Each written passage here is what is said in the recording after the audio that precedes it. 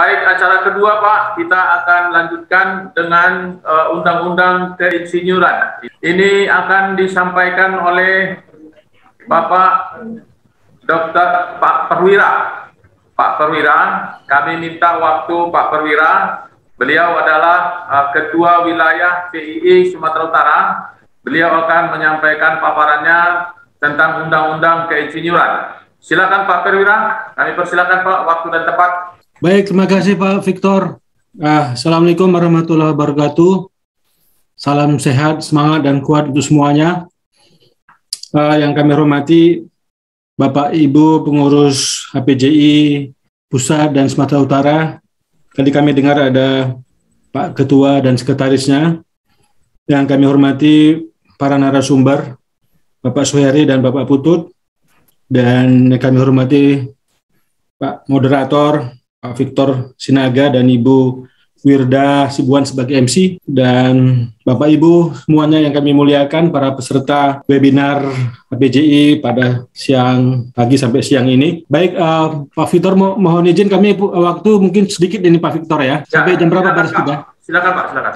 Ya, nanti materinya akan disampaikan oleh Sabri. Kebetulan kami mengundang juga Sekretaris Pengurus Wilayah Sumatera Utara, Bapak Dekan Fakultas Teknik USU, yaitu Pak Fahmi, dan juga ada Pak Muhammad Sabri, Dr. Sabri, yang juga sebagai Ketua PII Cabang Medan, yang nanti akan memberikan secara detail tentang Undang-Undang Nomor 11 Tahun 2014 tentang keinsinyuran. Bapak Ibu sekalian, kami perlu menyampaikan bahwa PII Wilayah Sumatera Utara ini baru terbentuk, baru saja keluar SK-nya kurang lebih seminggu yang lalu, dan musyawarah wilayahnya itu dilaksanakan pada 11 September 2021 tempo hari, jadi baru saja.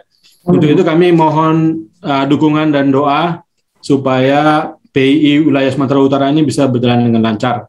Karena secara historis 10 tahun belakangan PII Sumatera Utara sudah tidak efektif karena satu dan lain hal, dan baru September, minggu ketiga September kemarin kita melakukan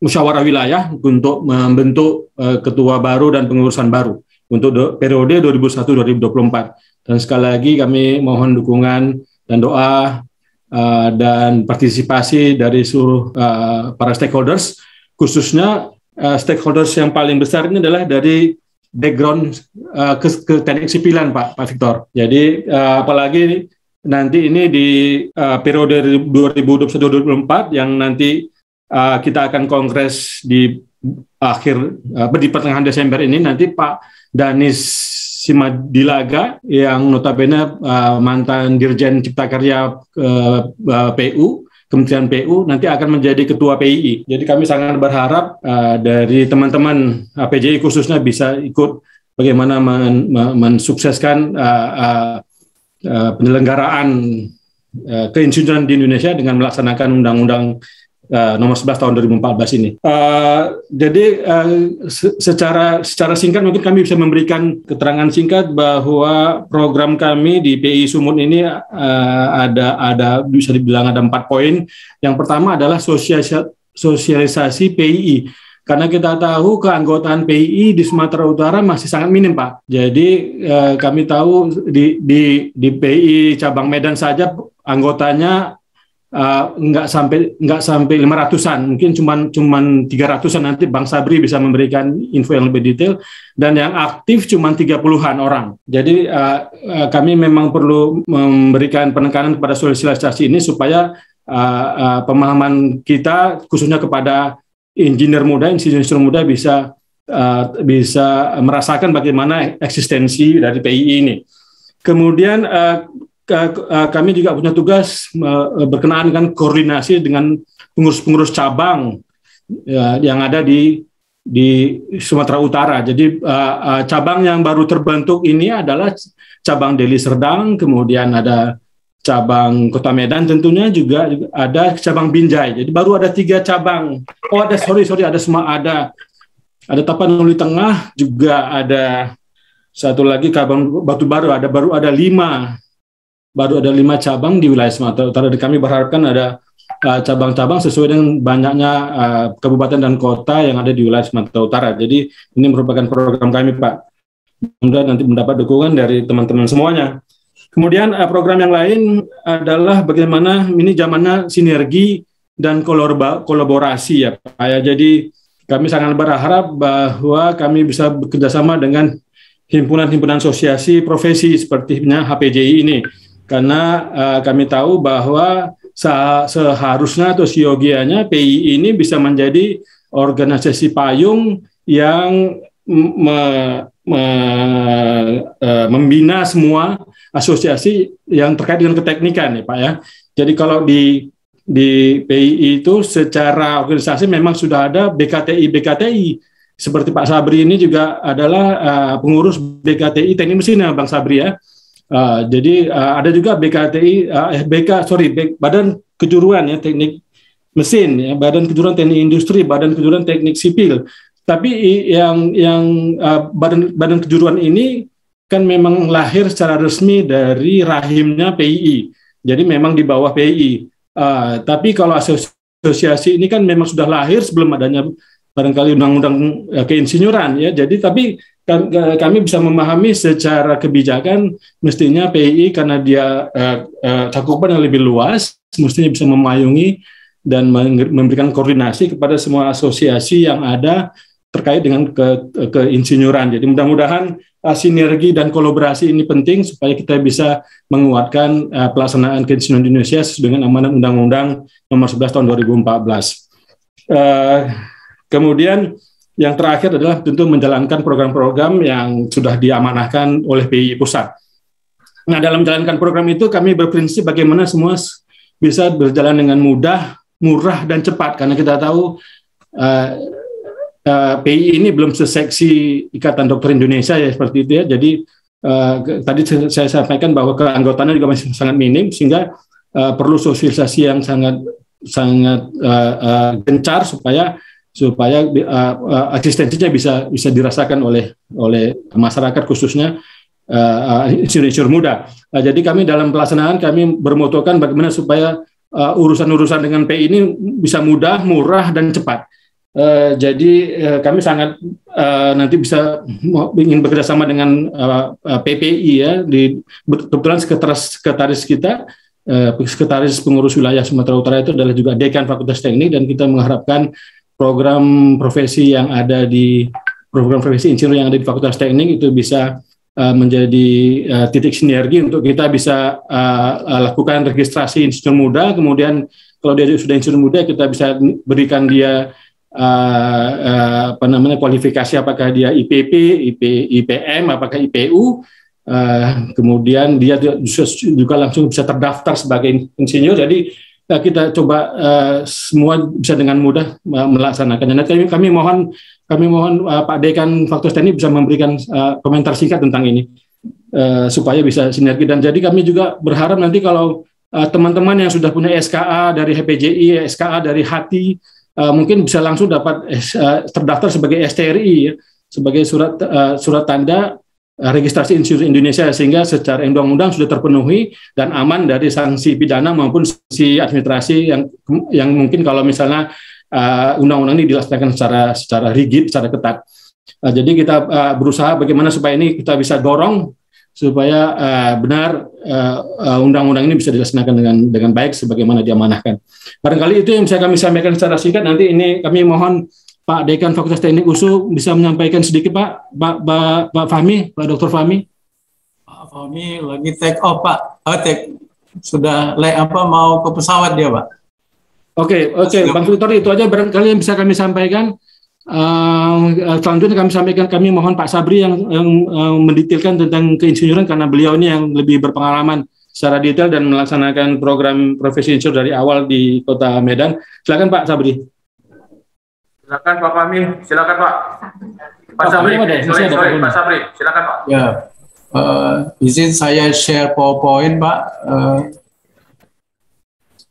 Baik, terima kasih. Waktunya sangat singkat untuk kita. Selamat siang, salam sejahtera, dan Assalamualaikum warahmatullahi wabarakatuh.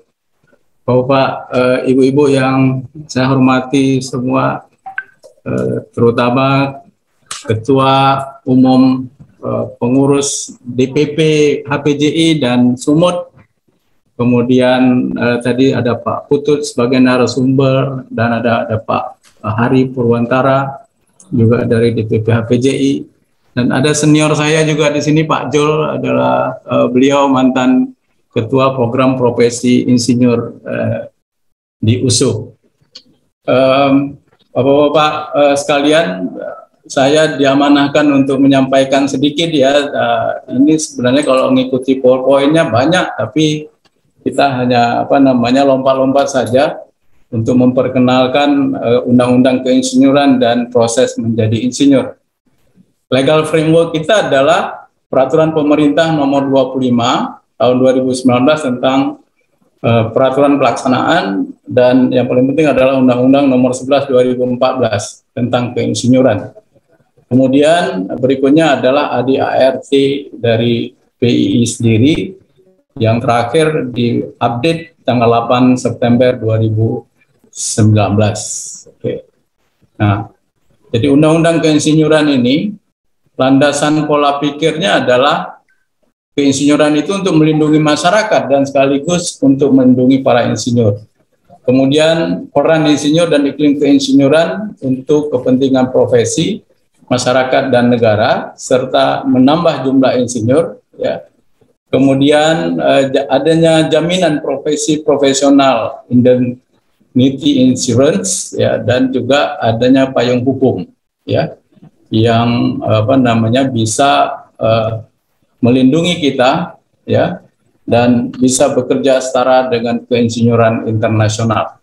Ya, saya kira itu. Kemudian semangatnya adalah memajukan peradaban, kemudian andal di dalam profesi, lalu kita juga menjalankan K3L, tentunya keselamatan, dan keberlanjutan iptek, riset, dan peran insinyur di industri, serta minat ke pendidikan insinyur, karena insinyur ini kan levelnya setelah kita menjalankan pendidikan akademik minimum, ya, S1, kemudian juga mengelola insinyur asing, serta mendapatkan kepastian hukum, ya, untuk insinyur dan masyarakat.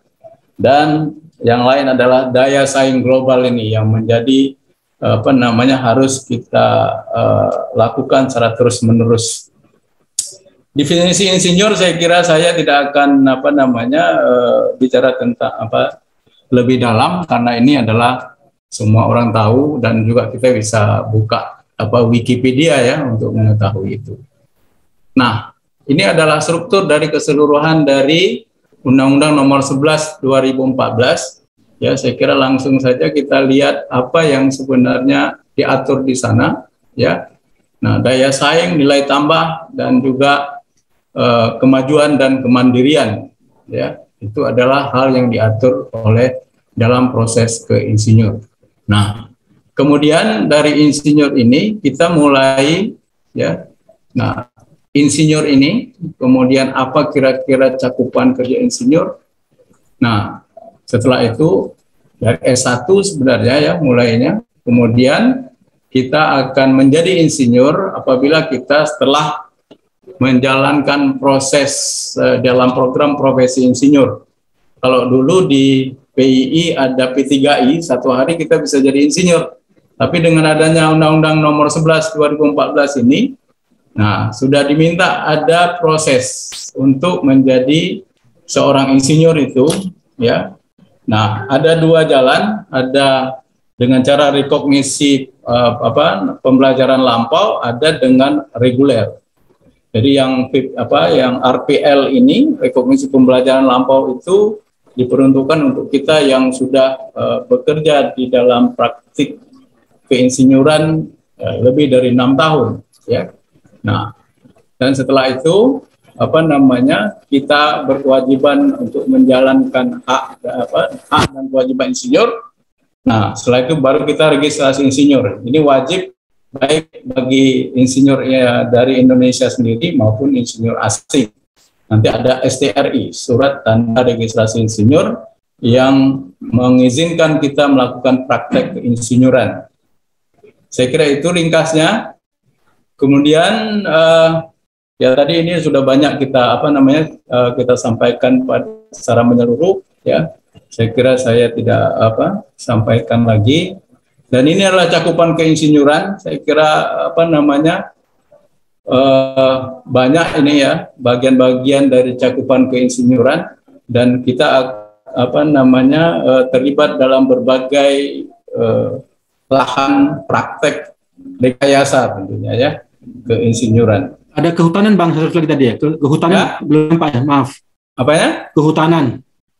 Oh ya, banyak ini ya. Kehutanan juga sekarang masuk Fasilkom lagi, IoT ya. Nah, jadi ini mungkin powerpoint di awal-awal dulu ya. Jadi seingat saya sudah banyak bidang-bidang yang sudah bergabung dengan Persatuan Insinyur Indonesia. Ya. Nah, kemudian setelah itu proses kita menjadi seorang insinyur itu pertama dari sarjana teknik atau sarjana terapan atau non sarjana teknik. Nah, kabarnya walaupun dia dari sarjana ekonomi, kalau memang dia hari-hari berpengalaman di dalam rekayasa keteknikan, maka nanti bisa diverifikasi sebagai seorang sarjana yang berkepakaran keinsinyuran. Ya, tentunya dalam prosesnya beda-beda. Kalau sarjana teknik barangkali langsung ya, sarjana terapan juga ada waktunya, dan non ST itu ada prosesnya yang diatur menurut peraturan Kementerian Pendidikan dan Kebudayaan. Nah, setelah sarjana ini kita akan mendapatkan legitimasi sebagai seorang yang bergelar insinyur melalui program pendidikan insinyur. Ya, tadi saya sampaikan ada yang bisa dengan RPL, ada yang reguler. Bagi insinyur sarjana teknik yang baru, tentunya pengalamannya kan masih sedikit ya, dan syarat sebenarnya minimum 2 tahun untuk mengikuti program reguler. Ya. Nah, kemudian bagi yang mengikuti RPL, barangkali di sini sudah ramai yang sudah bisa ikut RPL ya, dan malah saya yakin banyak yang sudah insinyur dan malah sudah punya IP ya, insinyur surat insinyur profesional SIP ya. Jadi di sini kita punya kewajiban, hak dan kewajiban sebagai insinyur, kemudian dikembangkan di dalam uji kompetensi. Ya, nah uji kompetensi ini nanti kita akan dapat sertifikat kompetensi insinyur yang disampaikan oleh Pak Perwira tadi. Ada insinyur profesi madya, ada yang IPP dulu, IPM dan IPU. Nah, nanti ada 3 syarat untuk mendapatkan surat tanda registrasi insinyur. Pertama adalah sudah insinyur melalui PPI, kemudian ada IP. Ya, ada SIP ini, sertifikat insinyur profesional. Nah, kemudian anggota PII, gitu. Maka sudah itu dapat STRI, ya, sesuai dengan yang ditetapkan oleh Undang-Undang Nomor 11. Ya, di STRI ini adalah berupa izin praktek di dalam keinsinyuran, ya, dan dia juga berlaku untuk insinyur asing yang mempunyai PA, Professional Engineer, ya. Nah, kemudian setelah itu baru kita jalankan praktek keinsinyuran. Oke. Nah, tadi PPI ini dicatat oleh PII, kemudian uji kompetensi ini diakreditasi oleh PII, SCRI dikeluarkan oleh PII. Oke. Good. Saya kira itu ringkasnya. Nah, prosesnya tadi ini sudah kita bicarakan ya, dan diatur di Pasal 8 Undang-Undang Nomor 11 2014. Nah, kemudian registrasi insinyur ini juga diatur di pasal kalau tanggung jawab insinyur di pasal 14, kemudian STRI ini di pasal 10 ya. Kemudian uji kompetensi diatur di pasal 11 Undang-Undang Nomor 11 2014. Oke. Nah, insinyur asing ya prosedurnya adalah mereka yang sudah punya PA ini, mereka sudah terdaftar dulu di organisasi keinsinyuran atau organisasi engineering di negaranya masing-masing. Ya. Dulu saya waktu di Jerman, saya meregister diri PA. Sesudah jadi anggota PII pada tahun 93, kemudian saya register diri di sana, ternyata di sana saya harus register di Belanda karena Belanda yang mengenal Indonesia karena 350 tahun mereka berada di negeri kita, ya kan. Nah, waktu di Kuala Lumpur saya tidak ada masalah registrasi dengan Persatuan Engineer Malaysia. Nah, lalu sekarang sudah ada ASEAN Engineer, ada ACPE, saya kira lebih global, tidak perlu lagi melakukan proses pendaftaran tersendiri di negara itu, hanya memberitahukan, ya.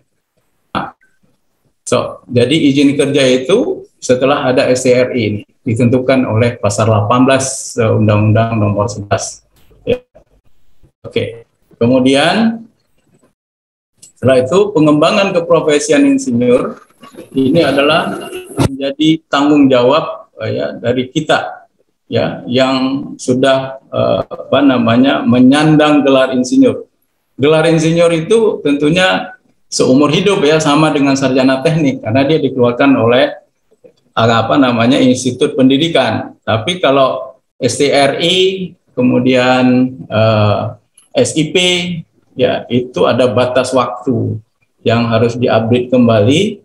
Ya, saya kemarin baru saja mengupdate izin IPM dan STRI saya, itu waktu yang diberikan itu 5 tahun. Jadi 5 tahun sekali kita harus mengupdate-nya, gitu, ya.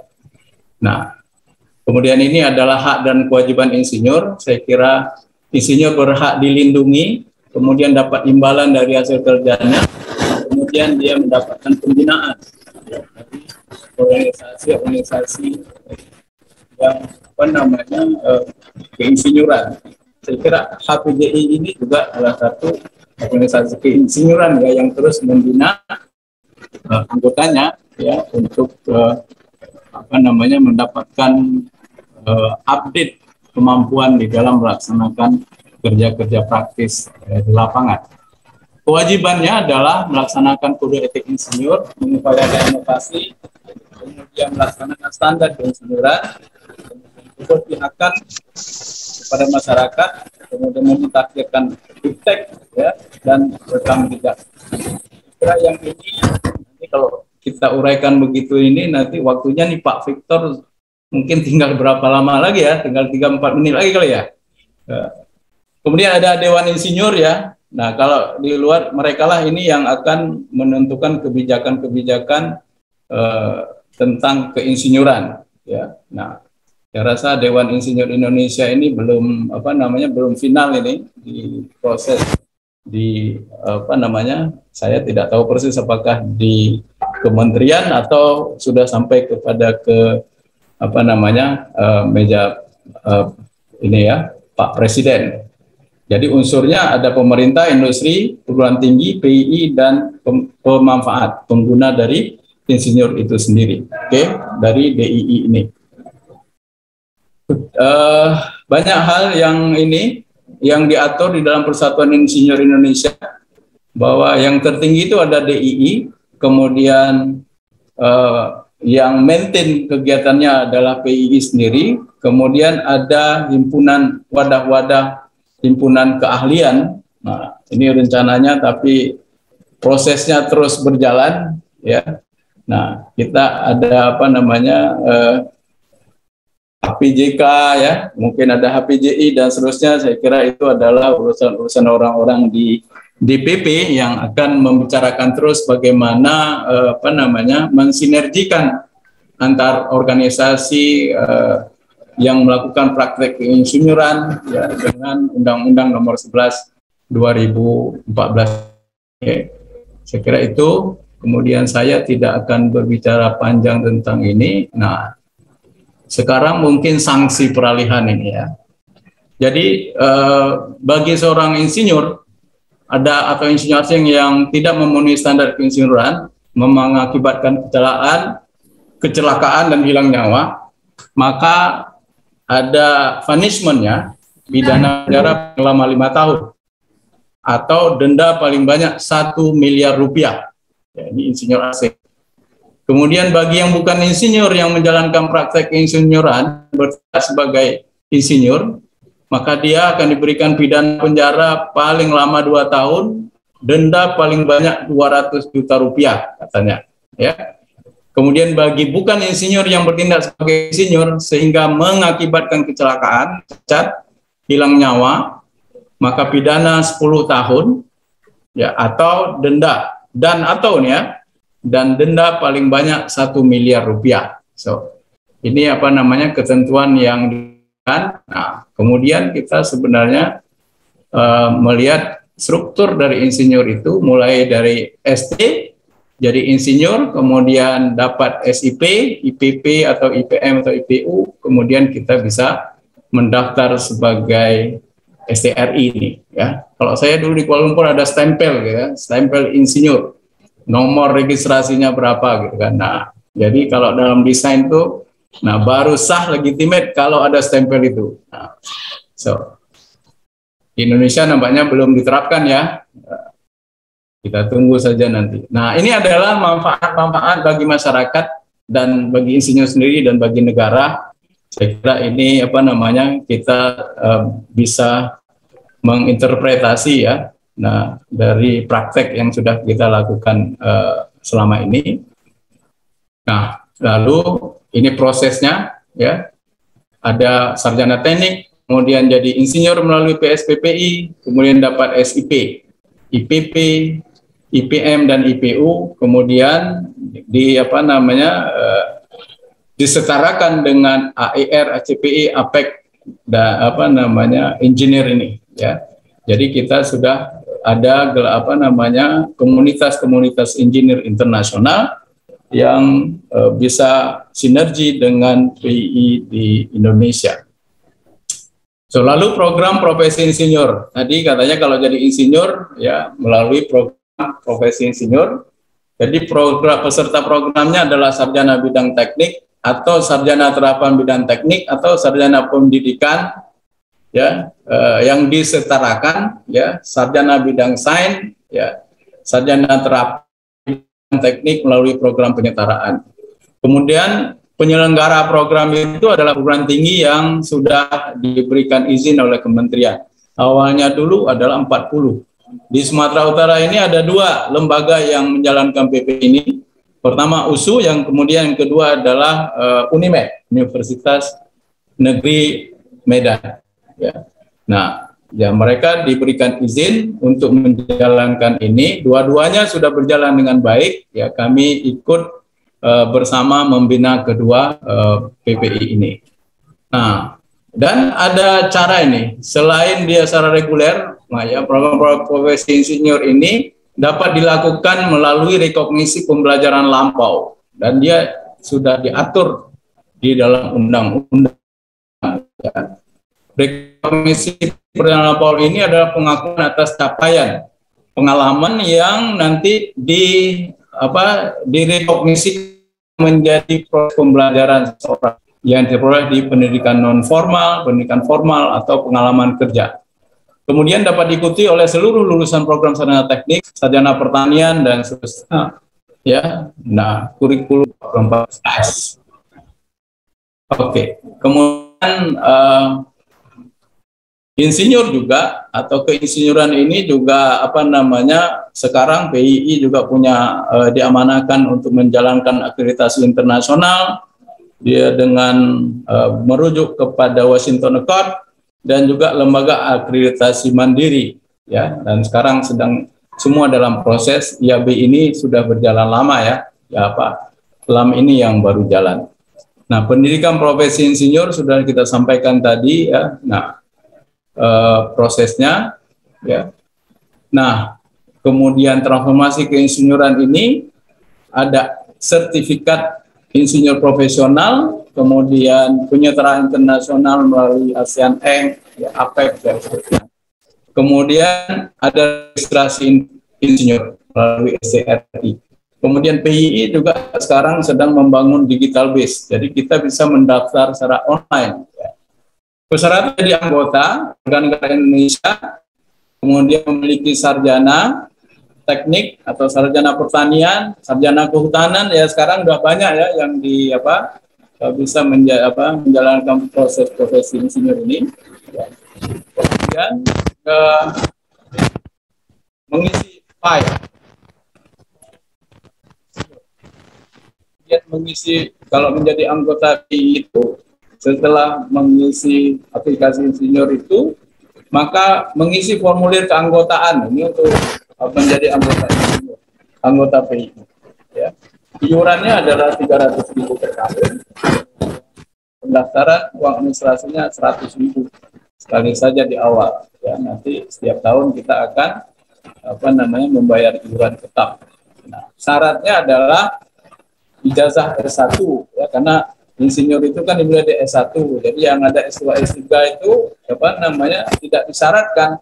Yang disyaratkan hanya ijazah S1 ya, kemudian ada kopi KTP dan membayar iuran yang itu menjadi anggota PII. Kemudian anggota pemula itu adalah program perorangan ya, dengan proses yang kita sebutkan. Anggota biasa ini adalah insinyur ya, bergelar profesi insinyur ya, yang sudah PPI. Kemudian syaratnya melampirkan ijazah insinyur, kemudian fotokopi KTP dan foto berwarna, lalu bayar iuran. Sesudah itu bahwa ini juga sekarang sudah bisa mendaftar online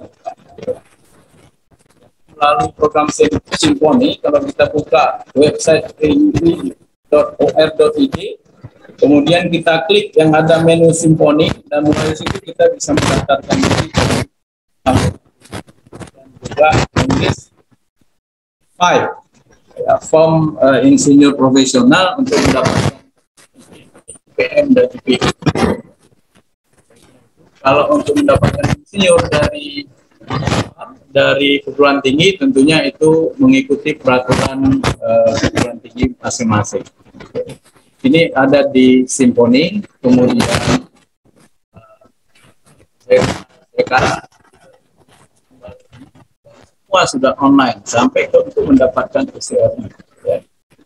Saya membuktikan kemarin bahwa saya diupdate melalui online, STRI juga melalui online. Ya. Nah, STRI ini nanti sertifikatnya asli ya, burung Garuda, di sana. Jadi dia akan dikirim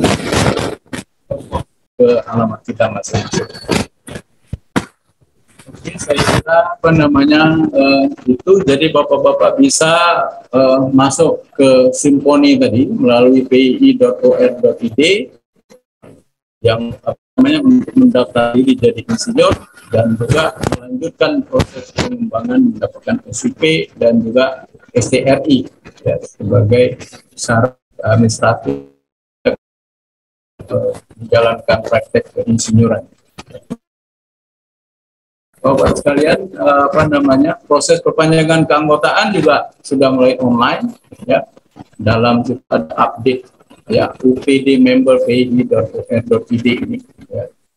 Bisa bagi mereka yang sudah lama barangkali sudah menjadi anggota PII selama ini lalu tidak, yang bisa mengaktifkan diri kembali melalui website ini.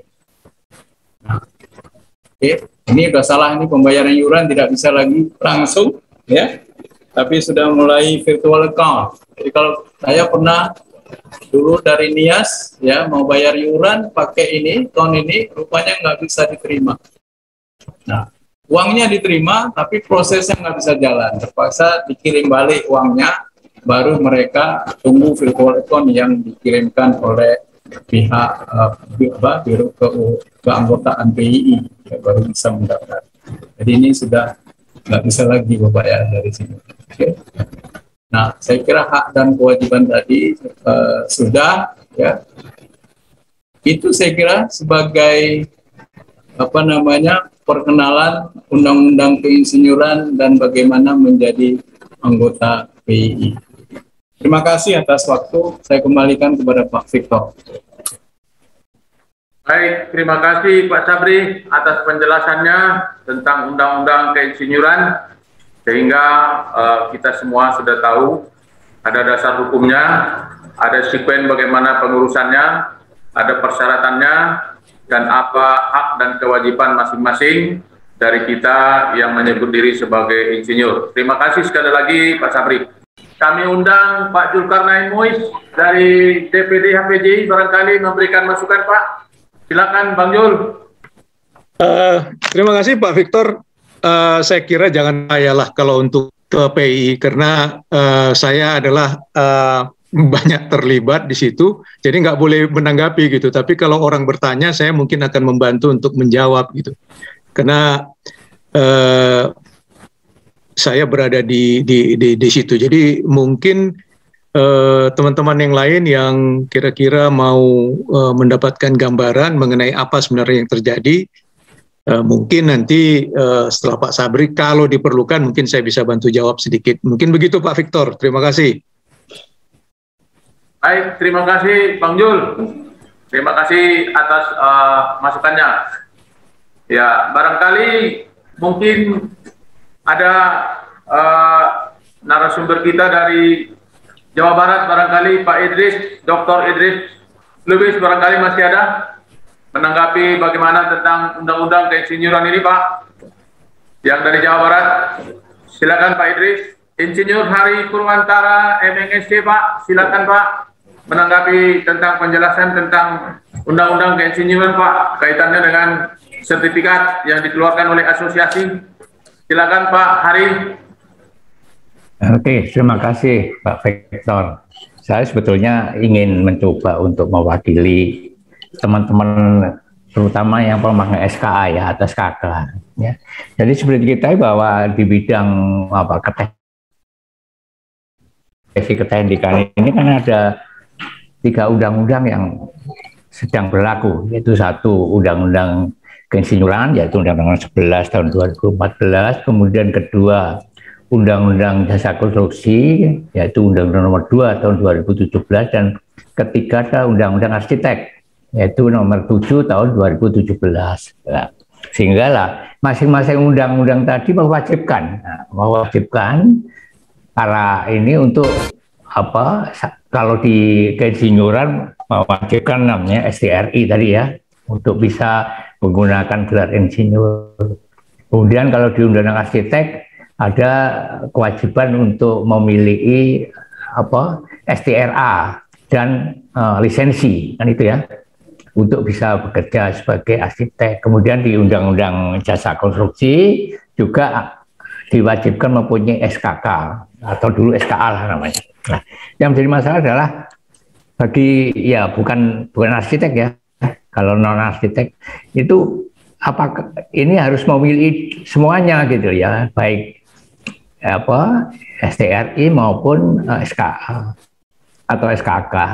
Nah, mungkin yang diperlukan adalah harmonisasi dari ketiga undang-undang ini supaya orang ini kemudian harus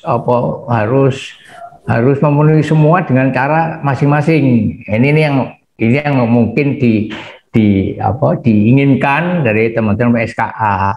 Apakah itu yang paling mudah adalah dalam bentuk penyetaraan atau apa gitu dia. Uji kompetensi ini tidak harus dilakukan baik sebagai waktu mengurus STRI maupun mengurus SKK.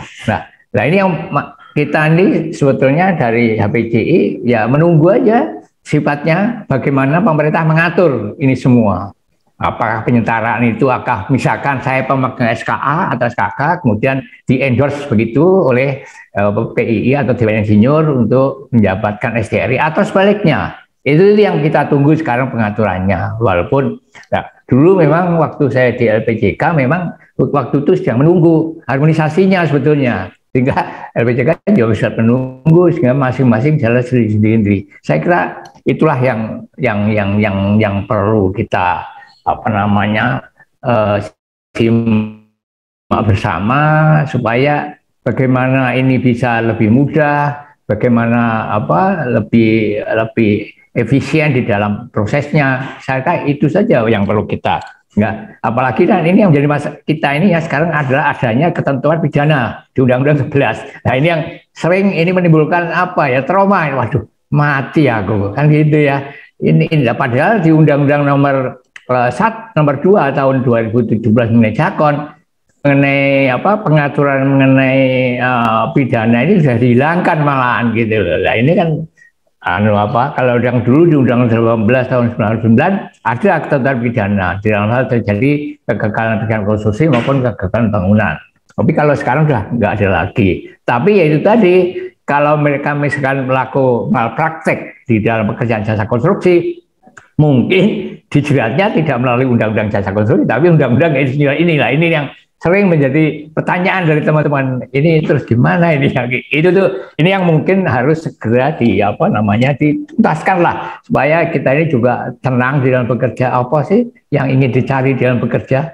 Kan supaya hidup ini kan supaya tenang aja gitu, Pak. Tanpa harus, kita berusaha. Kalau saya prinsipnya berupaya untuk memenuhi semua peraturan perundang-undangan.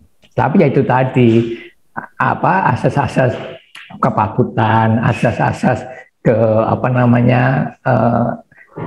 kelayakan itu kan harus tetap dipegang. Saya kira itu Pak Sapling ya, bagaimana ini dilakukan. Tapi kalau bagi kita para pengusaha ini hanya mengikuti aja apa yang diatur oleh Bapak pemerintah gitu. Silakan aja siapapun Bapak pemerintah, selama itu aturannya jelas, ya kami akan mengikuti. Gitu Pak Sapling, matur nuwun. Terima kasih Pak Arif Irwantara atas masukannya, tanggapannya. Mungkin Pak Putut, masih ada Pak Putut sebagai pembina jasa konstruksi Pak? Masih ada Pak? Silakan Pak Hedi. Ya, terima kasih Pak. Saya kira singkat aja, tadi banyak dan mungkin waktunya juga sudah Pak Victor sudah mau habis ya Pak Victor ya. Saya cuma menambahkan saja sedikit mengenai tadi profesi untuk yang kaitan dengan keinsinyuran. Kan ada dua channel. Tadi pertama adalah kaitan dengan yang disebut dengan recognition prior learning, yang satu, yang kedua adalah bisa dilakukan oleh jalur pendidikan. Nah ini yang saya sedikit singkat saja, saya ingin nambahkan sedikit mengenai ini, mengenai pendidikan ini. Sebab saya tadi sudah sampaikan ada beberapa di perguruan tinggi di Indonesia ini sudah menjalankan program profesi insinyur ini. Yang tadi di tempat saya juga sudah ada, dan di USU saya sudah masuk ya. Nah ini salah satu saya kira yang ditetapkan kalau di lingkungan pendidikan tinggi itu ada beberapa undang-undang yang menyangkut ini. Misalnya saya mulai dari Undang-Undang 12 nomor 12 Undang Dikti, kemudian ada kaitan dengan KKNI nomor 812, kemudian ada Undang 11 nomor keinsinyuran, nanti satu lagi adalah kaitan dengan standar nasional pendidikan tinggi itu nomor berapa 44 kalau salah tahun 2005. Itu di situ terkait bahwa disebutkan salah satu di antaranya adalah keinsinyuran itu adalah kegiatan teknik yang membasiskan atau yang berbasis kepada kepakaran dan keahlian berdasarkan penguasaan ilmu dan pengetahuan dan dengan teknologi ya, sehingga itu dengan demikian maka ada added value dari pengetahuan dan sehingga bisa memberikan daya guna yang berkelanjutan. Dan dengan dasar itu kemudian saya kira ada beberapa untuk bapak-bapak dan ibu, dan saya dulu insinyur udah lama sekali ini, tapi katanya insinyur yang lama itu bukan insinyur yang sekarang ini Pak Victor ya, sehingga saya harus ngambil insinyur lagi untuk sesuai dengan aturan ini. Nah, jadi untuk yang untuk pendidikan ini saya kira untuk yang baru-baru, terutama yang SD sekarang ini barangkali memang harus sebaiknya dimasukkan dalam program insinyur ini. Dan singkat waktunya, saya kira cuma 1 semester saja, cuma di situ tidak yang diberikan di dalam, saya fokus kepada pendidikan keinsinyurannya Pak Victor ya. Itu ada beberapa mata kuliah yang akan diberikan oleh penyelenggara pendidikan profesi ini. Khusus itu lebih kepada substansi teknisnya, tapi lebih kepada etika, lebih kepada bagaimana kondisi dari kaidah-kaidah profesional dan seterusnya, sehingga Mungkin dengan begitu maka akan dengan 1 semester dan kira-kira ada 4 atau 5 mata kuliah. Tapi yang banyak adalah bahwa proses pemagangannya ini yang saya kira perlu dilakukan. Jadi dengan begitu maka mereka yang masuk ke sini akan mendapatkan gelar insinyur. Seperti saya sampaikan bahwa memang PII tadi sudah berkaitan dengan, jadi once itu dapat dari PII, maka saya kira itu akan berkomunikasi juga dengan beberapa asosiasi atau organisasi di ASEAN, seperti misalnya tadi ASEAN Federation of Engineering Organization AFEO, atau bisa juga dengan WFEO, World Federation of Engineering Organization, sehingga itu barangkali itu saya kira tambahannya. Jadi kalau Bapak dan Ibu yang ingin mendapatkan tambahan untuk profesi insinyur, maka sekarang sudah terbuka banyak di beberapa perguruan tinggi yang bisa menyelenggarakan seperti ini. Saya kira itu saya tambahannya Pak Victor tadi sudah lengkap dari Pak Sabri juga Pak Hari. Sekian, terima kasih Pak. Assalamualaikum warahmatullahi wabarakatuh. Baik, terima kasih Pak Hedi. Terima kasih tambahannya. Barangkali untuk memberikan tanggapan kepada pertanyaan-pertanyaan, ada 4 pertanyaan, tapi barangkali mirip-mirip ini. Dari Togop Sinambela, bagaimana kebijakan PII untuk sarjana teknik pengalaman minimum 5 tahun? Sudah ada SKA sejak Undang-Undang Jasa Konstruksi tahun 99. Ini satu, Pak. Yang kedua, dari PT Rapi Ajasa, bagaimana dengan SKA ahli muda lulusan D4? Bagaimana ini, Pak? Dan yang ketiga dari Pak Yusrijal, apakah ijazah peserta PPI juga diverifikasi? Jangan sampai hanya menjadi ajang cuci ijazah. Yang terakhir dari Joni Panjaitan, apakah STRI merupakan syarat SKA? Karena di proyek pemerintah yang punya SKA yang berhak melaksanakan keinsinyuran. Terima kasih Pak. Silakan Pak, mungkin Pak Sabri barangkali Pak. Saya jawab yang pertama dulu Pak ya, Pak Victor, mohon maaf saya ada acara lain. Mungkin yang tadi yang kegelar, kan S1 itu setara dengan D4, jadi saya kira sama Pak, yang satu sarjana, D4 itu sudah sarjana kerapan, mestinya tes equal itu. Terima kasih Pak. Baik, terima kasih Pak Victor, terima kasih Pak Ari, sudah banyak menambah ini tentang PPI ya kan, dan bagaimana proses dalam PPI. Tadi saya tidak begitu detail ya, mudah-mudahan nanti ada event yang kita cerita khusus tentang PPI.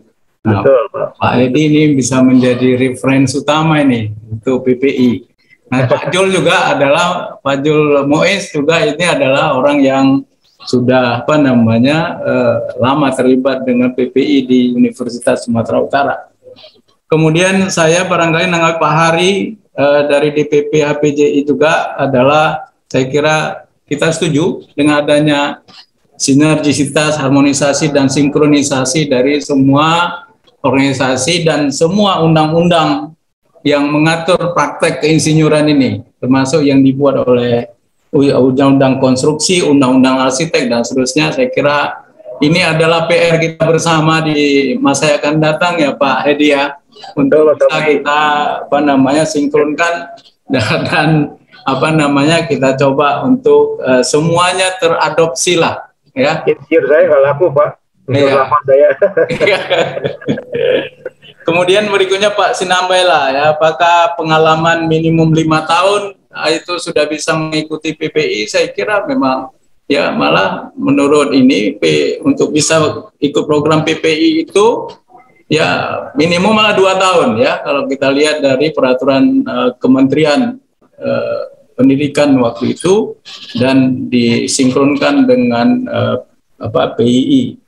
Nah, minimum 2 tahun, kemudian nanti silakan Bapak ikuti di program PPI di universitas yang Bapak pilih, ya. Sekarang ada lebih 48 kalau tidak salah ya, Pak Edi. Iya, Pak, banyak. 48, ya, UI termasuk, kalau di Jawa itu ada UI, UGM, dan seterusnya. Kemudian kalau di Sumatera Utara ini ada USU dengan Unimed, ya. Iya, betul. Kemudian di Sumatera Barat juga ada, hampir di semua provinsi sudah ada. Nanti soal dia menyatakan ya bahwa PPI itu memenuhi rekognisi akreditasi sejumlah 34 SKS kalau tidak salah saya. Jadi D34, jadi bobot pengalaman Bapak selama ini, selama 5 tahun itu nanti akan dievaluasi oleh tim yang ditunjuk oleh perguruan tinggi, ya. Nah, kalau memenuhi bobot SKS rekognisi tersebut, maka Bapak akan langsung jadi insinyur. Kalau tidak memenuhi, barangkali ada mengikuti beberapa program yang sudah dirancang oleh PPI pada tempat Bapak-bapak mendaftar. Jadi Pak Sinambela demikian, jadi sudah bisa ikut, ya nggak ada masalah soal nanti apakah kapasitasnya sudah cukup apa tidak, nah itu akan diputuskan oleh lembaga PPI itu sendiri. Nah, kemudian bagaimana dengan SKA ahli muda? Nah, saya mendengar ya ini sebenarnya gawenya adalah gawe DPP ya, semua DPP PII, DPP HPJ, LPJK dan seterusnya, mereka yang akan melakukan sinkronisasi terhadap berbagai persyaratan surat keterangan ya, ada SKA, SKK sekarang, dan tadi ada lagi STRA dari arsitek ya, ada lisensi. Nah, saya dengar saja ya, tapi nampaknya belum ada sebuah kesepakatan bersama bahwa SKA dan sejenis keahlian yang disyaratkan oleh berbagai undang-undang tadi itu menjadi bagian dari STRI ya, yang akan dinilai di dalam PPI dan untuk mendapatkan IP tadi, SIP ya. Nah, ini baru kita dengar isu-isu kesepakatan ya antara Dewan Pimpinan Pusat dari berbagai lembaga tentang praktek keteknikan ini, keinsinyuran ini. Nah, PII ini persoalannya adalah kita ingin menduduk setarakan antara kepakaran teknik kita ini, kepakaran keinsinyuran ini dengan dunia engineering internasional. Saya kira itu hal yang diamanatkan oleh pemerintah.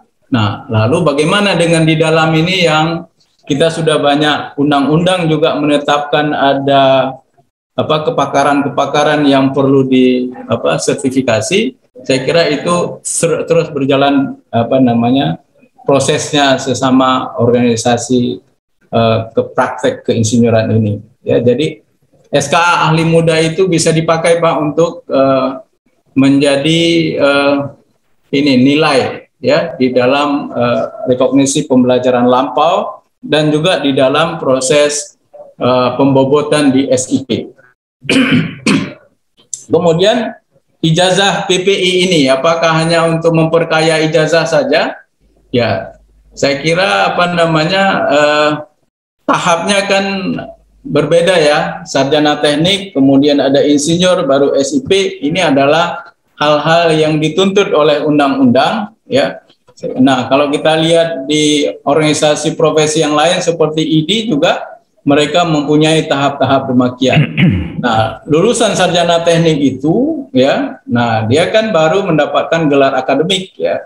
Nah, kemudian untuk praktisnya itu barangkali kita harus memverifikasi diri menjadi insinyur ya.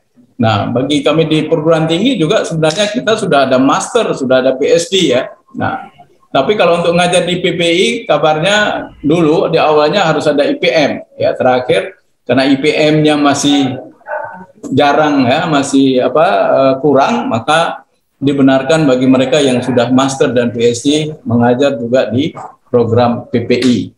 Saya kira itu tentang ijazah dari PPI ini. Mudah-mudahan kita berharap ijazah PPI ini memang betul-betul bisa digunakan untuk kepentingan praktis kita untuk bekerja di kepakaran keteknikan ini. Kemudian STRI ya. Nah, syarat tadi STRI ini kalau menurut undang-undang tadi memang syarat untuk kita bisa melakukan praktek insinyur ya. Nah, saya kira itu sudah jelas ya. Nah, dalam surat tanda register insinyur ini ya perlu kita lakukan karena ya khawatirnya nanti kalau tidak ada STRI kita pun menerima tenaga kerja asing ya apa namanya apa-apa saja tanpa ada verifikasi apapun ya. Tapi dengan adanya STRI ini, tenaga kerja keinsinyuran asing juga sudah kita verifikasi dari awal, dan juga untuk ya saya rasa beberapa investor asing itu kan selalu mempersyaratkan adanya status pekerja yang berlevel PE ya. Jadi dengan adanya STRI ini barangkali kita bisa apa namanya memberikan persyaratan yang dikehendaki dalam memenuhi kepentingan investasi asing itu. Saya kira demikian, Pak. Jadi apa namanya, kalau saya melihat ya STRI ini memang diprioritaskan untuk memberikan kesetaraan kita dengan kualifikasi kepakaran keteknikan dengan dunia internasional, dan memberikan jaminan kepada praktek keteknikan di Indonesia agar bisa apa namanya menjalankan tanggung jawab kerja keinsinyuran ini ya dengan saya kira itu Pak tanggapan dari saya. Terima kasih Pak Victor. Pak Sabri, terima kasih. Ini ada pertanyaan terakhir dari Pak Suheri barangkali. Ya. Izin Pak Suheri, silakan Pak Suheri. Oke, terima kasih Pak Victor. Sedikit saja Pak Sabri dan para senior. Memang kita belajar dengan para senior. HPJI sendiri sebenarnya sudah dari anggota HPJI sudah banyak yang mengikuti, setahu saya sudah banyak yang mengikuti program profesi insinyur, dan saya sendiri para senior kita punya kompetensi SKA, saya utama bidang jalan dan utama bidang jembatan, tapi regulasi menentukan demikian, sehingga mungkin pesan saya terhadap adik-adik dan para rekan-rekan segera menyesuaikan itu, karena kereta tetap berjalan ya. Kalau tidak ingin tergilas memang harus satu-satunya harus mempersiapkan diri. Tapi pertanyaan ke Pak Sabri, program di Simponi, saya sudah coba masuk ke sana dan STRI-nya sudah terbit Pak Sabri. Karena saya adalah lulusan di BATSIK kemarin yang Bapak kukuhkan bersama dengan Ketua Umum PII Pusat dari BATSIK, kemudian kita coba masuk, STRI-nya terbit, tapi IP-nya nggak keluar Pak. Belum, saya coba buka-buka di sana IP-nya tidak ada. Mungkin ini sebagai masukan, mungkin di apa ya, mudah-mudahan ini bisa sinergi semua. Dan saya harapkan ya, saya contoh sih dengan Pak Hedi Agah yang walaupun sudah senior, ternyata juga demi kepentingan mencontohkan kepada yang muda-muda tetap juga mengikuti insinyur profesi, mengambil jalur dari pendidikan. Dan terus terang Bang Victor, walaupun Pak Zulkarnain Muiz itu prodi untuk PPI di USU, namun pada saat saya juga merasakan betapa dia concernnya dengan tidak main-main, karena kita kenal baik di HPJI, tapi prosedur dengan apa itu memang dilalui, kita memang harus siap sebagai orang-orang yang profesi yang memiliki, tentunya diharapkan kompetensi kita itu mampu bersaing secara global. Saya pikir itu, mudah-mudahan pertanyaan tadi bisa dijawab oleh Pak Sabri menyangkut IP-nya Pak. Kalau kayaknya terbit gitu loh Pak. Terima kasih Pak Victor. Baik,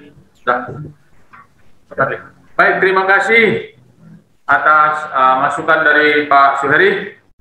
Maka barangkali tibalah saatnya kita mengucapkan terima kasih kepada seluruh pembicara tadi, pembawa seperti kontrak rancang bangun yang dibawakan oleh Pak Suheri, kemudian ke materi lainnya seperti Pak Dr. Insinyur Ahmad Perwira Mulia, Ketua PII Sumatera Utara, Bang Zulkarnain Muiz, Pak Hari Purwantara, Pak Dr. Putut, Pak Hedi R. Aga, Pak mungkin tadi Dr.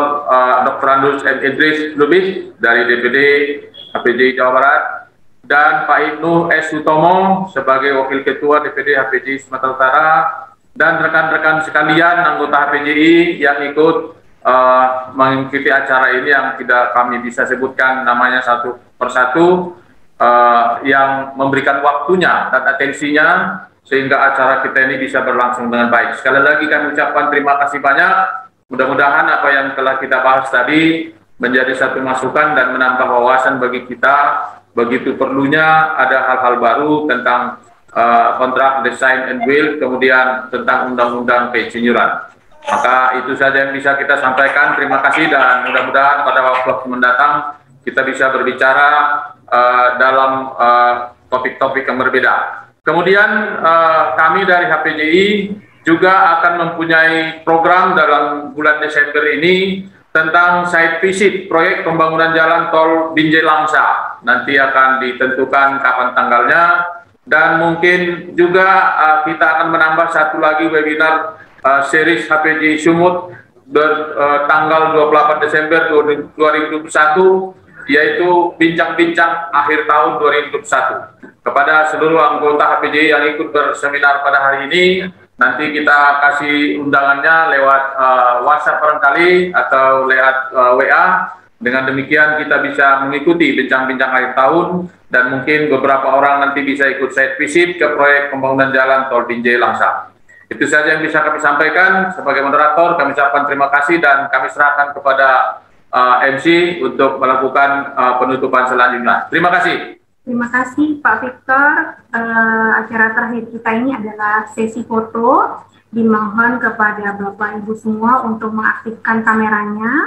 Baiklah Bapak Ibu sekalian, dengan berakhirnya sesi diskusi tanya jawab dan juga foto, maka selesai jugalah acara PPKB online ini.